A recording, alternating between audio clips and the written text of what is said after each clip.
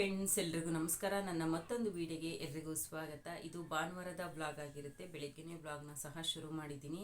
Last ವಿಡಿಯೋದಲ್ಲಿ ಹೇಳ್ದಂಗೆ ಪ್ರತಿ ಭಾನುವಾರ ನನಗೆ ಯಾವುದಾದ್ರೂ ಒಂದು ಇದೇ ಇರುತ್ತೆ. ಭಾನುವಾರ ಅಂತೂ ಫ್ರೀ ಇರಲ್ಲ ಅಂತ ಹೇಳಿದ್ದೆ. ಈ ವಾರನೂ ಅಷ್ಟೇ. ನಾನು ಈ ವಾರ ಏನೂ ಇಲ್ಲಪ್ಪ, ಆರಾಮಾಗಿರೋಣ ಅಂತ ಅಂದ್ಕೊಂಡೆ. ಆದರೆ ಈ ವಾರನೂ ಬೇಗ ಇದ್ದಾಳೋ ಥರ ಆಯಿತು. ಈ ವಾರ ಸ್ವಲ್ಪ ಸಿಟಿ ಮಾರ್ಕೆಟ್ಗೆ ಹೋಗಬೇಕು. ವರಮಹಾಲಕ್ಷ್ಮಿ ಹಬ್ಬ ಬಂತಲ್ವ, ಹಂಗಾಗಿ ಸ್ವಲ್ಪ ಪರ್ಚೇಸ್ ಮಾಡೋದಿದೆ. ಆದರೆ ನನಗಲ್ಲ, ನಾವೇನು ವರಮಹಾಲಕ್ಷ್ಮಿ ಹಬ್ಬ ಮಾಡ್ತಾ ಇಲ್ಲ ಈ ವರ್ಷ. ನಾನು ಬಿಟ್ಟು ಅವಾಗಲೇ ಇದು 4ನೇ ವರ್ಷ. ಹಂಗಾಗಿ 4ನೇ ವರ್ಷದಲ್ಲಿ ಮಾಡಬಾರ್ದು, ಮಾಡಿದರೆ 3ನೇ ವರ್ಷ 5ನೇ ವರ್ಷದಲ್ಲಿ ಮಾಡಬೇಕು ಅಂತ ಹೇಳಿದರು. ಹಂಗಾಗಿ ನಾನು ಮಾಡ್ತಾ ಇಲ್ಲ. ಇದು 4ನೇ ವರ್ಷದಲ್ಲಿದೆ. ನೆಕ್ಸ್ಟ್ ಇಯರಿಂದ ನೋಡೋಣ ಅಂತ ಸುಮ್ಮನೆ ಆಗಿದ್ದೀನಿ. ನನ್ನ ಫ್ರೆಂಡು ಪೂಜಾ ಅಂತ ಇದ್ದಾಳೆ, ಅವಳು ಮಾಡ್ತಾಳೆ. ಅವಳಿಗೆ ಸ್ವಲ್ಪ ಹುಷಾರಿಲ್ಲ, ಸರ್ಜರಿ ಆಗಿದೆ. ಹಂಗಾಗಿ ಜಾಸ್ತಿ ಓಡಾಡೋಕ್ಕಾಗಲ್ಲ. ಅಂದರೆ ಆರಾಮಾಗಿದ್ದಾಳೆ. ಸಿಟಿ ಮಾರ್ಕೆಟಲ್ಲಿ ಈಗ ಸ್ವಲ್ಪ ಫುಲ್ಲು ರಶ್ ಇದೆ. ಹಂಗಾಗಿ ಅವಳಿಗೆ ಓಡಾಡೋದು ಸ್ವಲ್ಪ ಕಷ್ಟ ಆಗುತ್ತೆ. ಹಂಗಾಗಿ ಅವಳಿಗೆ ಸ್ವಲ್ಪ ಏನೋ ಪರ್ಚೇಸ್ ಮಾಡೋದಿತ್ತು, ಕುಂಕುಮ ಕೊಡೋದಕ್ಕೆ. ಹಂಗಾಗಿ ಪೂಜಾ ಅವ್ರ ಅಮ್ಮ ಬರ್ತಾಯಿದ್ದಾರೆ, ಅವ್ರ ಜೊತೆಗೆ ನಾನು ಸಹ ಹೋಗಿ ಬರ್ತೀನಿ. ಮೊನ್ನೆಯಿಂದನೇ ಹೇಳಿದ್ಲು, ಆದರೆ ಹೋಗೋಕ್ಕಾಗಿರಲಿಲ್ಲ. ಇವತ್ತು ಭಾನುವಾರ ಹೋಗೋಣ ಅಂತೇಳ್ಬಿಟ್ಟು ಬೆಳಗ್ಗೆನೇ ರೆಡಿ ಆಗಿದ್ದೀನಿ. ಪ್ರತಿಕೂನ ಮನೆಯಲ್ಲೇ ಬಿಟ್ಟು ಹೋಗ್ತಾ ಇದ್ದೀನಿ. ಯಾಕಂದರೆ ಚಿಕ್ಕಪೇಟೆ ಫುಲ್ಲು ರಶ್ ಇರುತ್ತಲ್ವ ಸಿಟಿ ಮಾರ್ಕೆಟಲ್ಲಿ. ಹಂಗಾಗಿ ಪ್ರತಿಕೂನ ಕರ್ಕೊಂಡು ಹೋಗೋದಕ್ಕಾಗಲ್ಲ. ಮತ್ತು ನಮ್ಮ ಮನೆಯವರು ಇವತ್ತು ರಜೆ ಇರೋದ್ರಿಂದ ಮನೆಯಲ್ಲೇ ಇರ್ತಾರೆ. ಮಹತ್ತು ನಮ್ಮ ಮನೆಯವರು ಪ್ರತೀಕ್ ಮನೆಯಲ್ಲೇ ಇರ್ತಾರೆ. ನಾನು ಬೇಗ ಹೋಗಿ ಬರೋಣ ಅಂತೇಳ್ಬಿಟ್ಟು ಈಗ ನಾನು 7 ಗಂಟೆಗೆ ರೆಡಿಯಾಗಿದ್ದೀನಿ. ಬೆಳಿಗ್ಗೆ ಅಡುಗೆ ಎಲ್ಲ ಆಯಿತು. ನಿನ್ನೆದು ಸ್ವಲ್ಪ ಶಾವಿಗೆ ಇತ್ತು ಮತ್ತು ಎಣ್ಣೆ ಬದನೆಕಾಯಿ ಸಾಂಬಾರಿತ್ತು. ಬರೀ ರೈಸ್ ಮಾತ್ರ ಮಾಡಿಟ್ಟೆ. ಹಾಗಾಗಿ ಬೇಗ ಹೋಗಿ ಬರೋಣ ಅಂತೇಳ್ಬಿಟ್ಟು ಹೊರಟಿದ್ದೀನಿ. ಮತ್ತು ನಾನು ಡಯಟ್ ಬಗ್ಗೆ ಒಂದಿಬ್ಬರು ಕೇಳಿದರು, ಡಯಟು ಸ್ಟಾಪ್ ಮಾಡಿದ್ರಾ, ಯಾಕೆ ಡಯಟ್ ವೀಡಿಯೋಸ್ ಆಗ್ತಾಯಿಲ್ಲ ಅಂತೇಳ್ಬಿಟ್ಟು. ಸ್ಟಾಪ್ ಏನು ಮಾಡಿಲ್ಲ. ಇತ್ತೀಚೆಗೆ ನಾನು ಸ್ವಲ್ಪ ಅಲ್ಲಿ ಇಲ್ಲಿ ಓಡಾಡೋದು ಜಾಸ್ತಿ ಆಯಿತು. ಹಾಗಾಗಿ ಈ ವೀಡಿಯೋಸ್ನ ರೆಗ್ಯುಲರಾಗಿ ತೋರ್ಸೋಕ್ಕಾಗಲಿಲ್ಲ. ಮತ್ತು ಇದು ಸೋಷಿಯಲ್ ಮೀಡ್ಯಾದಲ್ಲಿ ಸ್ವಲ್ಪ ಯೂಟ್ಯೂಬಲ್ಲಿ ಕಾಂಟ್ರವರ್ಸಿ ವೀಡಿಯೋ ಬಂತಲ್ಲ, ಅದ್ರ ಮಧ್ಯೆ ಅದನ್ನ ಹಾಕೋಕ್ಕಾಗಲಿಲ್ಲ. ಡಯಟ್ ಮಾಡ್ತಾಯಿದ್ದೀನಿ. ಅಂದರೆ ಅಷ್ಟೊಂದು ಕಟ್ಟುನಿಟ್ಟಾಗಿ ಏನು ಮಾಡ್ತಾಯಿಲ್ಲ. ನಮ್ಮ ಮನೆಯಲ್ಲಿ ಎಲ್ಲರೂ ಬೈತಾ ಇದ್ದಾರೆ. ನಾನೀಗ ಪ್ರೆಸೆಂಟ್ ವೆಯ್ಟ್ ಬಂದುಬಿಟ್ಟು 69 kg ಇದ್ದೀನಿ. ಹಂಗಾಗಿ ಸಾಕು, ಇದ್ರ ಮೇಲೆ ಜಾಸ್ತಿ ಸಣ್ಣಾಗೋಕ್ಕೆ ಹೋಗಬೇಡ, ಒಂಥರ ಕಾಣಿಸ್ತಾ ಇದೆಯಾ, ಪರವಾಗಿಲ್ಲ ಇಷ್ಟೇ ಇರು ಅಂತೇಳ್ಬಿಟ್ಟು ನಮ್ಮನೆಗೆ ತುಂಬ ಬೈತಾ ಇದ್ದಾರೆ. ಹಂಗಂತ ನಾನೇನು 3 ಟೈಮ್ ತಿಂತಾಯಿಲ್ಲ. ತೊಗೊಳ್ಳೋ ಕ್ವಾಂಟಿಟಿ ಸ್ವಲ್ಪ ಕಡಿಮೆ ಮಾಡಿ ತೊಗೊಳ್ತೀನಿ. ನಾಳೆಯಿಂದ ಆದರೆ ಟ್ರೈ ಮಾಡ್ತೀನಿ ರೆಗ್ಯುಲರಾಗಿ ನನ್ನ ಡಯಟ್ ವೀಡಿಯೋಸ್ ಹಾಕೋಕ್ಕೆ. ನನಗೆ ತುಂಬ ಇಷ್ಟ ಡಯಟ್ ಮಾಡಬೇಕು ಅಂದರೆ. ಅದಾಗಲೇ ಸೆಟ್ ಆಗಿಬಿಟ್ಟಿದೆ ನನಗೆ. ಹಂಗಾಗಿ ನನಗೆ ಬಿಡೋಕ್ಕಾಗ್ತಾಯಿಲ್ಲ. ಮಾಡ್ತಾಯಿದ್ದೀನಿ, ಆದರೆ ವೀಡಿಯೋ ಕರೆಕ್ಟಾಗಿ ತೋರ್ಸೋಕ್ಕಾಗ್ತಾಯಿಲ್ಲ. ರೆಗ್ಯುಲರಾಗಿ ನಾಳೆಯಿಂದ ಅಪ್ಲೋಡ್ ಮಾಡ್ತೀನಿ ಸಾಧ್ಯವಾದಷ್ಟು. ಈಗಾದರೆ ಬನ್ನಿ, ಇವತ್ತಿನ ನಮ್ಮ ಚಿಕ್ಕಪೇಟೆ ವಿಡಿಯೋ ಯಾವ ರೀತಿ ಇರುತ್ತೆ ಅಂತ ನೋಡೋಣ. ಆದರೆ ನನಗೊಂದು ಸ್ಯಾರಿ ಸಹ ತೊಗೊಬರೋಣ ಅಂತ ಅಂದ್ಕೊಂಡಿದ್ದೀನಿ. ನೋಡೋಣ. ನನಗೆ ಯಾಕೋ ಅಷ್ಟೊಂದು ಇಂಟ್ರೆಸ್ಟ್ ಇಲ್ಲ ಸ್ಯಾರಿ ತೊಗೊಳ್ಳೋ ಅಂಥದ್ದು. ಯಾಕಂದರೆ ಹಬ್ಬ ಮಾಡ್ತಾ ಇಲ್ಲ, ಹಂಗಾಗಿ ನನಗೆ ಇಷ್ಟ ಇಲ್ಲ. ಪೂಜೆಗೆ ಹಿಂದಿನ ವರ್ಷವೂ ಅಷ್ಟೇ ಸ್ಯಾರಿ ತಂದು ದೇವ್ರ ಮುಂದೆ ಇಟ್ಟು ಅರಿಶಿನ ಕುಂಕುಮ ಬಳೆ ಎಲ್ಲ ಇಟ್ಟು ಪೂಜೆ ಮಾಡಿದ್ದೆ. ಈ ಸರಿನೂ ಅದೇ ಥರ ಮಾಡೋಣ ಅಂತ. ಹಿಂದಿನ ವರ್ಷ ಮಾಡಬೇಕಾಯಿತು ನಾನು 3ನೇ ವರ್ಷದಲ್ಲಿ. ಹಬ್ಬ ಬಿಟ್ಟು 3 ವರ್ಷ ಆಗಿತ್ತು. ಹಿಂದಿನ ವರ್ಷ ಬಾಣಂತಿ ಅಂತೇಳ್ಬಿಟ್ಟು ಮಾಡಿರಲಿಲ್ಲ. ಈ ವರ್ಷ ಮಾಡೋಣ ಅಂತ ಅಂದ್ಕೊಂಡಿದ್ದೆ. 4ನೇ ವರ್ಷ ಮಾಡಬಾರ್ದು ಅಂತೇಳಿದರು. ಹಂಗಾಗಿ ನೆಕ್ಸ್ಟ್ ಇಯರಿಂದ ಮಾಡೋಣ ಅಂತೇಳ್ಬಿಟ್ಟು ನಾನು ಈ ವರ್ಷ ಮಾಡ್ತಾಯಿಲ್ಲ. ನಾವೀಗ ಡೈರೆಕ್ಟು ಮಾರ್ಕೆಟ್ಗೆ ಬಂದ್ವಿ. ರೆಗ್ಯುಲರಾಗಿ ನಾವು ಬರ್ತಾಯಿದ್ದು ಮೆಜೆಸ್ಟಿಕ್ ಬಸ್ ಹತ್ಬಿಟ್ಟು ಮೈಸೂರು ಬ್ಯಾಂಕ್ ಹತ್ರ ಇಳಿದು ಚಿಕ್ಕಪೇಟೆ ಆ ಕಡೆಯಿಂದ ಬರ್ತಿದ್ವಿ. ಇವತ್ತು ನಾವು ಮಾರ್ಕೆಟಲ್ಲೇ ಡೈರೆಕ್ಟು ಇಳಿದ್ವಿ, ಮಾರ್ಕೆಟ್ ಬಸ್ ಹತ್ತಿದ್ವಿ. ನನ್ನ ಫ್ರೆಂಡು ಪೂಜಾ ಗಿಫ್ಟು ಕೊಡೋಕ್ಕೆ ಅಂತೇಳ್ಬಿಟ್ಟು ಕುಂಕುಮಕ್ಕೆ ದೀಪ ತರಬೇಕು ಮೆಟಲ್ದು ಅಂತೇಳಿದ್ಲು. ಅದನ್ನ ತೊಗೊಂಡೋಗೋಣ ಅಂತ ಬಂದ್ವಿ. ದೀಪ ಒಂದೇ ತೊಗೊಂಡಿದ್ದು, ಇನ್ನೇನೋ 1-2 ಐಟಮ್ ತೊಗೊಂಡ್ವಿ ಅಷ್ಟೇ. ಮೇಯ್ನ್ ಬಂದಿದ್ದು ಈ ದೀಪಕ್ಕೋಸ್ಕರ. ನಮಗೆ ಸ್ಟಾರ್ಟಿಂಗು ಬಸ್ ಇಳಿದಿದ್ದ ತಕ್ಷಣ ಸ್ಟಾರ್ಟಿಂಗ್ ಒಂದು ಅಂಗಡಿಯಲ್ಲೇ ಸಿಕ್ತು. ಅವರೇ ಕರೆದ್ಬಿಟ್ಟು ಕೊಟ್ಟರು. ನಾವು ಫಸ್ಟು ಜಾಸ್ತಿ ಆಗುತ್ತೇನಪ್ಪ ರೇಟು, ಜಾಸ್ತಿ ಹಾಕಿ ಕೊಟ್ವೇನೋ ಅಂತ ಅನ್ನಿಸ್ತು. ದೀಪ ತಗೊಂಡು ಮತ್ತೆ ಮುಂದೆ ಬಂದ್ವಿ. ಇನ್ನೊಂದು 2 ಕಡೆ ವಿಚಾರಿಸಿದ್ವಿ. ಒಂದು ಜೋಡಿ 150, ಸಿಂಗಲ್ ಪೀಸ್ ತೊಗೊಂಡ್ರೆ 80 ರೂಪೀಸ್ ಅಂದರು. ನಮಗೆ ಅಲ್ಲಿ ಸಿಕ್ಕಿದ್ದು ಅಂತಂದರೆ 60 ರೂಪೀಸಿಗೆ ಸಿಕ್ತು ಒಂದು ಪೀಸು. ಚೀಪ್ ಆ್ಯಂಡ್ ಬೆಸ್ಟು ಅನ್ನಿಸ್ತು. ಅವ್ರು ಹೇಳಿದರು ಸ್ಟಾರ್ಟಿಂಗಲ್ಲೇ, ನಿಮ್ಮದೇ ಇನ್ನು ಫಸ್ಟ್ ಬೌಂಡ್ಗೆ ಬಾಗಿಲು ಈಗ ತಾನೇ ಓಪನ್ ಮಾಡ್ತಾಯಿದ್ವಿ, ನೀವು ಚೌಕಾಸಿ ಮಾಡಬೇಡ್ರಿ, ನಾವು ಜಾಸ್ತಿ ಹೇಳೋದಿಲ್ಲ, ಒಂದು ರೇಟ್ ಮಾಡಿ ಕೊಡ್ತೀವಿ, ಇನ್ನೊಂದು ಅರ್ಧ ಗಂಟೆ ಬಿಟ್ಟರೆ ನಿಮಗೆ ಜಾಸ್ತಿ ಆಗುತ್ತೆ ನೋಡಿ ಅಂತಂದರು. ಫಸ್ಟು ನಮಗೆ ಅನುಮಾನ ಬಂತು, ಇವ್ರು ಸುಮ್ಮನೆ ನಮ್ಮನ್ನು ಯಾಮಾರಿಸ್ತಾರೆ ಅಂತೇಳ್ಬಿಟ್ಟು.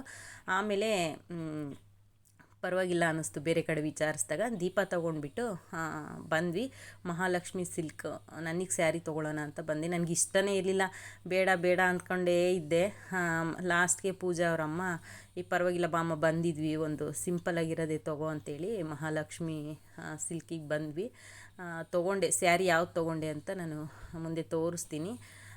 ನಾವಿಲ್ಲಿ ದೀಪ ತೊಗೊಂಡು ಮತ್ತು ಒಂದು ಏನೋ ಒಂದು ಚಿಕ್ಕ ಪುಟ್ಟ ಐಟಮ್ಗಳನ್ನ ತೊಗೊಂಡ್ವಿ. ಅದಾಗಿದ್ದ ತಕ್ಷಣ ನನಗೆ ತಿಂಡಿ ಏನು ಬೇಕಿರಲಿಲ್ಲ. ಆಪಲ್ ತೊಗೊಬಂದಿದ್ದೆ ನಾನು.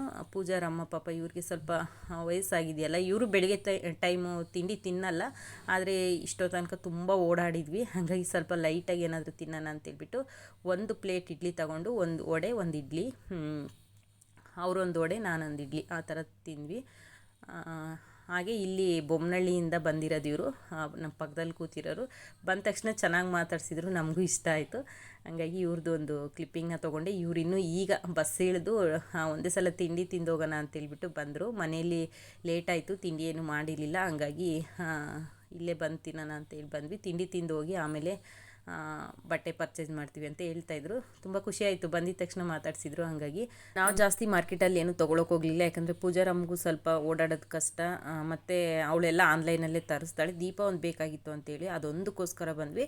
ಒಂದು ಸ್ವಲ್ಪ ಸಣ್ಣ ಪುಟ್ಟ ತೊಗೊಂಡು ನಾನು ಮಹತ್ಗೂ ಮತ್ತು ಅವ್ರ ಅಪ್ಪನಿಗೂ ಟೋಪಿಗಳು ಮತ್ತು ಪ್ರತಿಕೂನ್ಗೂ ಸ್ಲಿಪ್ಪರು ತೊಗೊಂಡು ಬಂದೆ ಅಷ್ಟೇ. ಜಾಸ್ತಿ ಏನು ತೊಗೊಂಡೋಗಿಲ್ಲ, ಯಾಕಂದರೆ ಫುಲ್ಲು ರಶ್ ಇತ್ತು, ಸುಮ್ಮನೆ ಯಾಕೆ ರಿಸ್ಕು ಅಂತೇಳ್ಬಿಟ್ಟು ಏನು ತೊಗೊಂಡಿಲ್ಲ. ಬಸ್ ಸ್ಟ್ಯಾಂಡಿಗೆ ಬಂದರೆ ನಮ್ಮ ಏರಿಯಾ ಬಸ್ಸೇ ರೆಡಿಯಾಗಿ ನಿಂತಿತ್ತು, ಸಿಕ್ಕಾಪಟ್ಟೆ ಖುಷಿಯಾಯಿತು. ನಾವು ಸುಮಾರು ವರ್ಷಗಳಿಂದ ಈ ಏರಿಯಾದಲ್ಲಿದ್ದೀವಿ, ಇದೇ ಫಸ್ಟ್ ಟೈಮ್ ನಮ್ಮ ಮನೆ ಮುಂದೆ ಬಂದು ನಿಲ್ಲೋ ಬಸ್ಸು ಸಿಕ್ಕಿದ್ದು ನಮಗೆ. ಅದರಲ್ಲೂ ಮಾರ್ಕೆಟಿಂದ ಡೈರೆಕ್ಟಾಗಿ ಸಿಕ್ತಲ್ವ.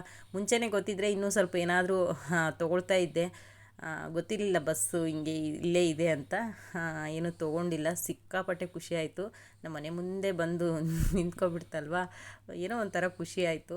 ನಾವು ವೈಟ್ ಫೀಲ್ಡಲ್ಲಿ ಬಸ್ ಇಳಿದು ರೋಡ್ ಕ್ರಾಸ್ ಮಾಡಿಕೊಂಡು ಆಟೋಕ್ಕೆ ಬರ್ತೀವಿ ಅಂದರೆ ತುಂಬ ರಿಸ್ಕ್ ಆಗುತ್ತೆ. ಇವತ್ತು ನೋಡಿ ನಮ್ಮ ಏರಿಯಾ ಸರ್ಕಲಲ್ಲೇ ಬಂದು ಮಾರಿಯಮ್ಮನ ದೇವಸ್ಥಾನ ಹತ್ರನೇ ಇಳಿದ್ವಿ. ಪೂಜಾರಮ್ಮ ಹಂಗೆ ಹೋದರು, ಮನೆಗೆ ಬರೋಕ್ಕಾಗಲಿಲ್ಲ ಅವರು. ಪ್ರತೀಕ್ ನೋಡಿ ಬಂದ ತಕ್ಷಣ ನಾನು ಆಪಲ್ ತೊಗೊಂಡೋಗಿದ್ದೆ, ತಿನ್ನೋಕ್ಕಾಗಲಿಲ್ಲ, ರಿಟರ್ನ್ ತಂದಿದ್ದೆ, ಅದನ್ನು ತಿಂತಾಯಿದ್ದಾನೆ. ಸ್ಯಾರಿ ಬಂದುಬಿಟ್ಟು ನಾನು ಇದನ್ನು ತೊಗೊಂಡಿದ್ದೆ. ನಿನ್ನೆ ನನಗೆ ಸ್ಯಾರಿ ತೊಗೊಳ್ಳೋ ಅಷ್ಟು ಇಂಟ್ರೆಸ್ಟ್ ಇರಲಿಲ್ಲ. ನೋಡಿ ಇಷ್ಟು ಕಲರ್ಸ್ ಇದ್ವು, ಒಂದು 4-5 ಕಲರ್ಸ್ ಇದ್ವು. ನನಗೆ ಯಾಕೋ ನೋಡಿದ ತಕ್ಷಣ ಆ ಸ್ಯಾರಿ ಇಷ್ಟ ಆಯಿತು, ಹಂಗಾಗಿ ಬ್ಲೂ ಕಲರ್ ಸ್ಯಾರಿ ತೊಗೊಂಡೆ, ಗ್ರೇಪ್ ಸಿಲ್ಕಲ್ಲಿ. ಅದು 3400 ಚಿಲ್ಲರೆ ಏನೋ ಇತ್ತು, ಡಿಸ್ಕೌಂಟು 50% ಅಂತ ಹೇಳ್ಬಿಟ್ಟು ನನಗೆ 1700 ರೂಪಾಯಿ ಸಿಕ್ತು.